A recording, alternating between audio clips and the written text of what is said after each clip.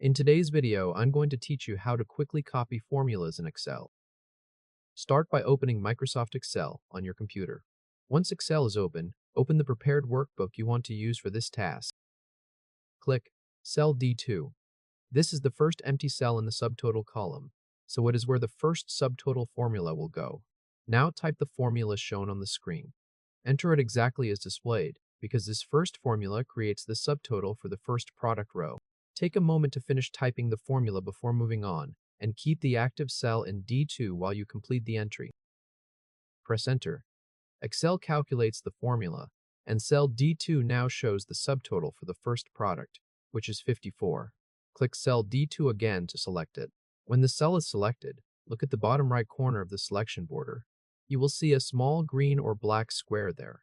This square is called the fill handle, and it is the control Excel uses to copy formulas into nearby cells. Move your mouse pointer over the fill handle at the bottom right corner of cell D2. Keep it there until the pointer changes into a thin black plus sign. When you see that thin black plus sign, double-click the fill handle. Excel immediately copies the formula down the subtotal column, stopping at D11. It stops there because D11 lines up with the last row of adjacent data in column C. If this helped, hit like and subscribe for more quick tutorials. Now click any filled cell in column D, such as D5. Look up at the formula bar and pay attention to the formula shown for that row.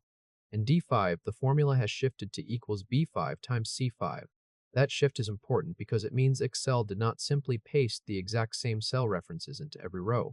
Instead, Excel adjusted the references row by row. This is called a relative reference. A relative reference changes based on where the formula is copied.